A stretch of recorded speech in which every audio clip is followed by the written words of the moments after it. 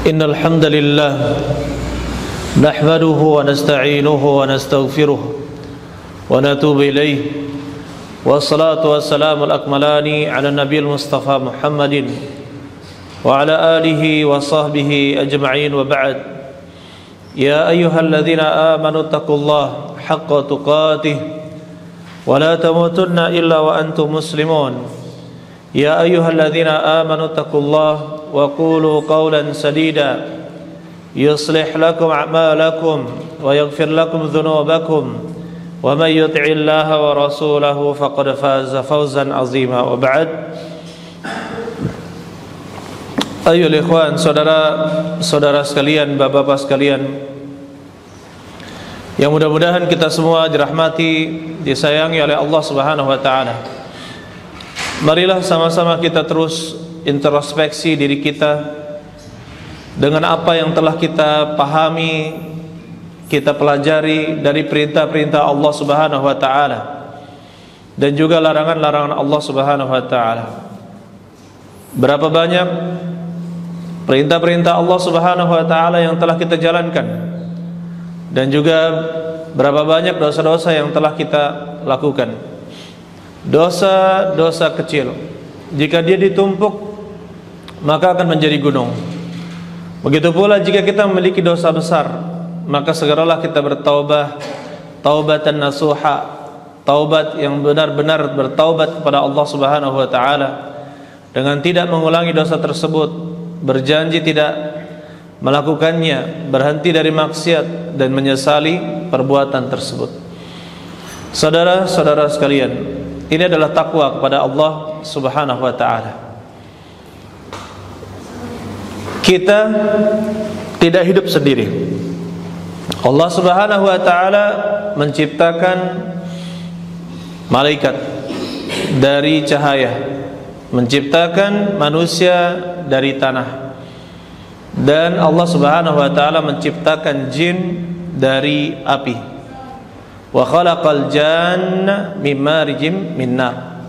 Dan Allah menciptakan jin dari lahapan api atau panasnya api yang bercampur dengan warna hitam. Allah Subhanahu wa taala ciptakan jin dari api. Jin tidak dilihat, kita tidak bisa melihat jin kecuali ketika dia berubah bentuk atau menampakkan kepada sebagian orang dan tidak menampakkan kepada yang lain, atau bahkan di antara kemampuan jin dia berubah wujud menjadi bentuk manusia juga bisa. Tetapi tidak semua jin mampu melakukan hal seperti itu.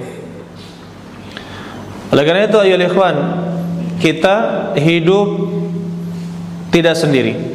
Dan para jin juga mendapatkan perintah dari Allah Subhanahu wa taala untuk menyembahnya dan tidak berbuat syirik kepada Allah Subhanahu wa taala. Wa ma khalaqul jinna wal insa illa liya'budun. Dan tidaklah aku ciptakan jin dan manusia kecuali hanya untuk beribadah kepadaku. Berarti perintah ini untuk manusia dan jin. Apa yang diperintahkan kepada umatnya Nabi Muhammad SAW itu juga diperintahkan kepada para jin. Dan keistimewaan syariat Nabi Muhammad SAW, dia tidak hanya bisa diamalkan oleh seluruh manusia di berbagai macam daerah dan di setiap zaman, tetapi dia juga bisa diamalkan oleh para jin. Oleh karena itu saudara-saudara sekalian, kita harus sadar bahwasanya ada makhluk lain yang bersama kita. Kemudian jin itu bisa saja mengganggu manusia, bisa saja mengganggu manusia. Yang pertama, gangguan jin kepada manusia melalui bisikan-bisikan. Kita tidak melihat mereka, tetapi bisikan mereka bisa didengar oleh hati kita, sehingga kita tergoda untuk melakukan sesuatu. Ya, para syaitan menggoda manusia untuk bermaksiat. Yang pertama, gangguannya dalam bentuk bisikan. Yang kedua, ayoul ikhwan, ada juga hal-hal yang bisa terjadi dan dilakukan oleh jin. Seperti misalkan dia memindahkan benda, atau misalkan dia masuk ke dalam tubuh seseorang, kemudian dia merasukinya, bisa juga dilakukan oleh jin. Begitu pula jin juga bisa membuat ilusi pada manusia. Bagaimana dia mengilusi atau membuat imajinasi pada manusia sehingga manusia melihat tidak seperti hakikatnya. Dan ini adalah yang terjadi di sihirnya zamannya Fir'aun, yaitu Nabi Musa alaihissalam. Ketika berhadapan dengan Nabi Musa, maka mereka menggunakan sihir ilusi, dan itu benar-benar berpengaruh pada mata seseorang. Saudara-saudara sekalian yang mudah-mudahan kita dirahmati oleh Allah Subhanahu wa taala. Begitu pula adanya penyakit kemudian mempengaruhi fisik seseorang bisa juga dilakukan oleh jin. Tetapi ingat ayyuhal ikhwan, mereka bisa mengganggu hamba-hamba Allah Subhanahu wa taala yang lemah.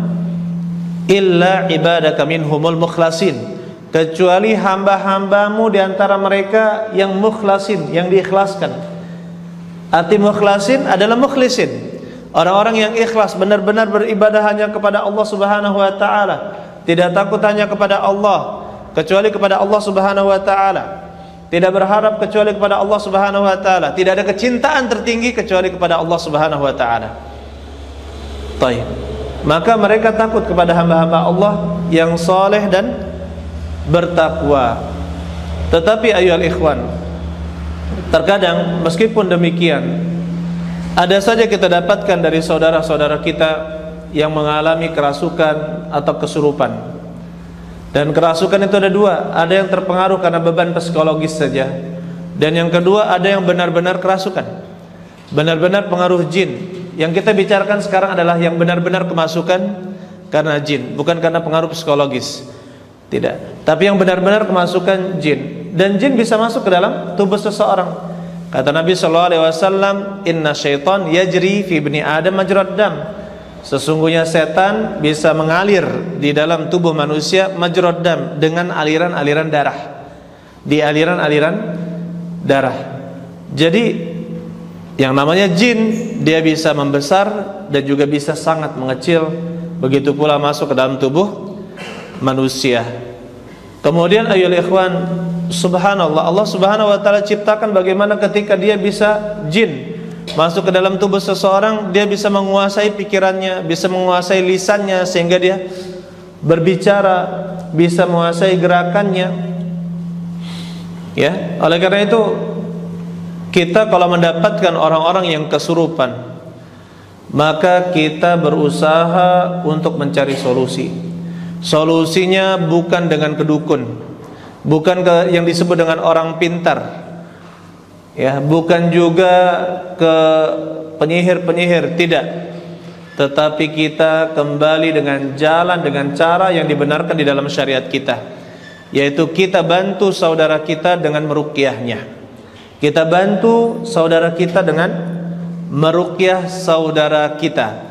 Kata Nabi sallallahu alaihi wasallam, "Man istata'a minkum an yanfa' akhahu falyaf'alhu aw falyanfa'hu." Barang siapa yang mampu memberikan manfaat kepada saudaranya, maka lakukanlah, berikanlah dia manfaat. Begitu pula pernah Nabi sallallahu alaihi wasallam ditanyakan oleh para sahabat, "Kunna fil jahiliyah narqi." Dulu kami di masa jahiliyah suka meruqyah.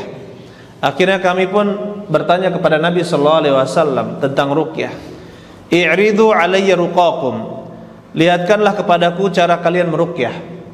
Ketika diperlihatkan, maka kata Nabi sallallahu alaihi wasallam, "La ba'sa birruqa ma lam yakun fihi syirkan." Ma lam yakun fihi syirkan. Tidak mengapa meruqyah, menjampi-jampi, ya, selama di sana tidak ada kesyirikan, selama tidak ada kesyirikan di dalamnya. Oleh karena itu ya ikhwan, agama kita sudah memberikan solusi, yaitu meruqyah. Nabi sallallahu alaihi wasallam juga meruqyah.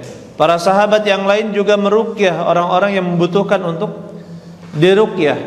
Sebagaimana Nabi sallallahu alaihi wasallam pernah didatangi oleh seorang wanita yang membawa anaknya yang asabahu al-lamam, dia kerasukan. Maka Nabi sallallahu alaihi wasallam katakan, "Ukhruj ya adu Allah." Keluarlah kamu wahai musuh Allah, wa ana Rasulullah, dan sesungguhnya saya adalah Rasul Allah, utusan Allah. Fabara'a atau fabari'a, akhirnya fabara'a, dia itu sembuh. Anaknya sembuh, kemudian Nabi sallallahu alaihi wasallam diberikan hadiah oleh wanita tersebut. Ini menunjukkan Nabi sendiri juga meruqyah. Dan ayyuhal ikhwan rahimani wa rahimakumullah, siapakah orang yang bisa meruqyah? Jawabannya setiap muslim bisa meruqyah. Bukan hanya ustaz atau tukang ruqyah, bukan, setiap muslim, setiap kita bisa meruqyah. Bahkan saya pernah mendapatkan anak SD, anak kecil yang belum baligh juga bisa meruqyah. Yang penting dia beriman kepada Allah Subhanahu wa taala, bergantung hatinya kepada Allah, dan dia membaca ayat-ayat Al-Qur'an untuk meruqyah. Tapi kita ingat, 3 hal ini pegang baik-baik. Yang pertama, takutlah hanya kepada Allah Subhanahu wa taala. Tidak perlu takut kepada makhluk, baik manusia maupun jin, baik jin maupun manusia. Takutlah hanya kepada Allah Subhanahu wa taala. Yang kedua, tawakal, bergantung. Kita tidak memiliki kekuatan kecuali kekuatan Allah Subhanahu wa taala. Kita hanya mengerjakan sebab, adapun yang menyembuhkan adalah siapa? Hanyalah Allah Subhanahu wa taala. Kita bergantung kepada Allah, bukan menggantungkan pada diri kita sendiri. Kita ini lemah, apalah kita? Hanya saja kita membantu dengan meruqyah, karena itulah yang diajarkan oleh Nabi Muhammad sallallahu alaihi wasallam. Hasilnya serahkanlah kepada Allah Subhanahu wa taala. Kemudian ar-raja, yaitu berharap. Harapkanlah semuanya kepada Allah, bukan kepada jin, bukan kepada manusia, tapi minta langsung kepada Allah Subhanahu wa taala. Betapa banyak ketika kita meruqyah, teman-teman kita meruqyah, dia berdoa kepada Allah Subhanahu wa taala, berdoa kepada Allah, kemudian meminta agar dikeluarkan jin tersebut, akhirnya jinnya pun keluar. Oleh karena itu saudara-saudara sekalian, ya, kita semua bisa meruqyah. Kita semua bisa meruqyah biidznillahi ta'ala, dengan izin Allah ta'ala. Oleh karena itu kalau ada kasus, ya, kasus jin mengganggu manusia, selesaikan dulu. Apa yang dibaca? Yang dibaca itu yang mudah-mudah kita baca. Contohnya Al-Fatihah, ulang puluhan kali, ratusan kali pun gak apa-apa. Al-Fatihah, Qul huwallahu ahad, Al-Falaq, An-Nas, ayat kursi. Ini saja ulangi terus, ya. Ulangi terus ayat-ayat ini yang masyhur. Kecuali kalau mau tambah dengan ayat-ayat yang lain, ya tidak menjadi masalah. Tapi kalau misalkan dikatakan membaca ayat ruqyah itu berat, baca saja Al-Fatihah, ayat kursi, 3 Qul. Apa berat? Tiap hari juga kita baca, ya. Kalaupun tidak mau baca yang lain, baca surat-surat yang kita hafal. Qul ya ayyuhal kafirun, tabat yada. Baca, yang penting Al-Qur'an. Kalau tidak dari Al-Quran, maka dari doa-doa yang diajarkan oleh Nabi Sallallahu Alaihi Wasallam, ya, atau doa-doa yang tidak melanggar syariat. Kemudian yang kedua, syarat meruqyah. Tadi menggunakan dengan Al-Quran, doa dari hadis, ataupun doa-doa yang tidak melanggar syariat. Syarat yang kedua, menggunakan bahasa Arab. Meruqyah itu menggunakan bahasa Arab atau bahasa yang bisa dipahami maknanya. Berarti apa? Pakai bahasa Komering, pakai bahasa dusun, pakai bahasa Jawa, selama kita pahami maknanya, maka itu boleh. Tidak seperti jampi-jampi kosong yang disebutkan oleh para penyihir. Dia menyebutkan salawat, di awalnya dia menyebutkan salawat, tapi di ujung-ujungnya ada kalimat yang tidak bisa dipahami, ya, ada jampi-jampi yang tidak bisa dipahami. Maka kita katakan hindari itu. Harus bisa dipahami maknanya, baik bahasa Arab ataupun selain bahasa Arab. Kemudian yang ketiga, syarat yang ketiga ketika meruqyah, meyakini bahwa ruqyah tersebut bukan berpengaruh karena dirinya, tetapi hanya karena Allah Subhanahu wa taala. Yang menyembuhkan hanya Allah Subhanahu wa taala. Jika dia mengatakan diri sayalah yang mengeluarkannya, diri sayalah yang hebat, yang kuat untuk ini, maka dia telah terjatuh ke dalam kesyirikan, ya, syirik pada dirinya sendiri. Ya, dia lupa minta tolong kepada Allah Subhanahu wa taala. Dalam meruqyah, betapa banyak ruqyah itu tidak berhasil. Kenapa? Karena ruqyah tersebut menggantungkan pada dirinya sendiri. Namanya ruqyah itu gantungkan hanya kepada Allah Subhanahu wa taala. Yang keempat, tidak boleh menggunakan sarana-sarana yang melanggar syariat.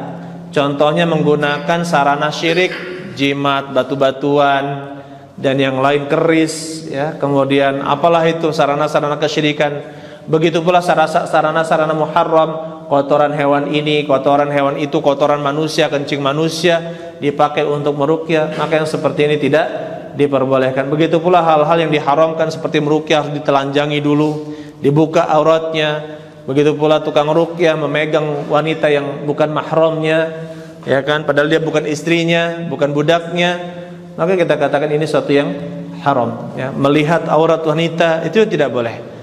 Oleh karena itu ya ikhwan, penuhi 4 syarat ini. Yang pertama, ruqyah dengan ayat-ayat Al-Qur'an atau doa-doa dari hadis atau doa-doa yang boleh.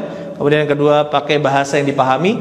Yang ketiga, tidak meyakini bahwa itu berpengaruh karena sendirinya, tapi hanya berpengaruh karena Allah Subhanahu wa ta'ala. Kemudian yang keempat, kita yakin bahwasanya tidak boleh menggunakan sarana-sarana yang melanggar syariat. Allah alam bissawab.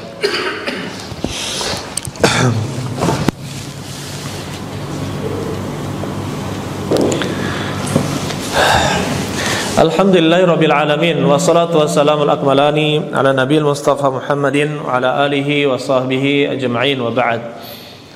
Menggunakan barang-barang yang boleh, hukumnya boleh. Contohnya za'faran, bunga saffron, ya, atau menggunakan kunyit, menggunakan habatus sauda, zamzam, atau meruqyah dengan menggunakan daun bidara. Itu tidak ada dalilnya. Daun bidara tidak ada dalilnya meruqyah dengan daun bidara. Tapi apa? Tapi itu boleh digunakan karena tidak ada larangan diharamkan menggunakannya.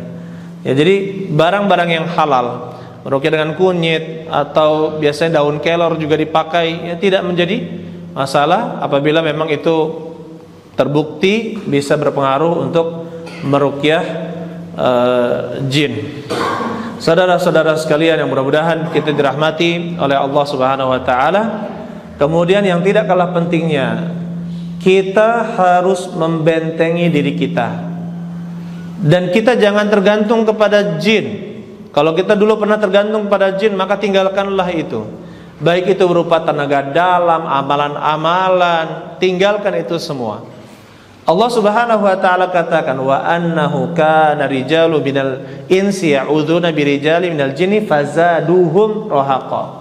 Sesungguhnya ada laki-laki di kalangan manusia meminta perlindungan kepada laki-laki dari kalangan jin. Apa akibatnya? Fazaduhum rahaqa. Itu justru menambah mereka semakin lemah, semakin takut dan semakin lemah.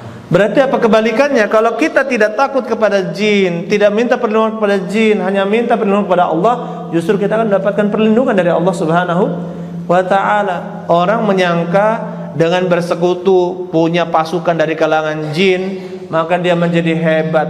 Betapa banyak ayyuhal ikhwan orang yang diruqyah punya kanuragan, ketika diruqyah oleh para ustadz cukup dipegang satu tangannya, dia tidak bisa berbuat apa-apa. Kenapa? Karena kekuatan Allah lebih besar dan lebih mulia. Kalau mau, gantungkanlah hanya kepada Allah Subhanahu wa ta'ala.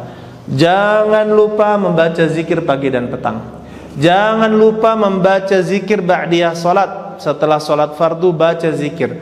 Kemudian yang ketiga, baca zikir-zikir sebelum tidur. Kemudian yang keempat, salat berjamaah. Jangan lupa sholat berjamaah. Ini insya Allah akan melindungi seseorang dari gangguan jin dan syaitan. Ya, adapun dalil-dalilnya silahkan nanti bisa dilihat di dalam buku-buku para ulama. Jadi baca zikir setelah sholat pagi petang sebelum tidur, dan rajinlah sholat berjamaah kecuali ada uzur seperti sakit dan juga safar. Ya, tidak diwajibkan untuk sholat berjamaah. Akhirnya ini ayyuhal ikhwan, jadi intinya kalau kita bertawakal dan bergantung, maka bergantunglah hanya kepada Allah Subhanahu wa taala. Dan apabila ada kasus kerasukan dan sebagainya, jangan dulu berpikir untuk ke orang lain atau ke ustadz atau siapa. Kita sendiri meruqyahnya. Kita sendiri meruqyahnya. Insyaallah kalau kita minta tolong kepada Allah Subhanahu wa taala, Allah akan mudahkan untuk mengeluarkan jin-jin tersebut yang mengganggu manusia. Akhirnya di hari Jumat, mari banyak berselawat kepada Nabi sallallahu alaihi wasallam. Ya ayyuhalladzina amanu sallu alaihi wasallimu taslima. Wahai orang-orang yang beriman, bersalawatlah kalian dan ucapkanlah doa keselamatan untuknya. Allahumma salli wa sallim ala nabiyil Mustafa Muhammadin wa ala alihi wa sahbihi ajma'in. Allahumma ighfir lil muslimina wal muslimat wal mu'minina wal mu'minat al ahya'i minhum wal amwat. Allahumma rabbana zalamna anfusana fa illam taghfir lana wa tarhamna lanakunanna minal khasirin. Allahumma innaka 'afuwun tuhibbul 'afwa fa'fu 'anna. Allahumma innaka 'afuwun tuhibbul 'afwa fa'fu 'anna. Allahumma innaka 'afuwun tuhibbul 'afwa fa'fu 'anna. Allahumma rabbana atina fid dunya hasanah wa fil akhirati hasanah wa qina 'adzabannar. Alhamdulillahi rabbil alamin. Assalam.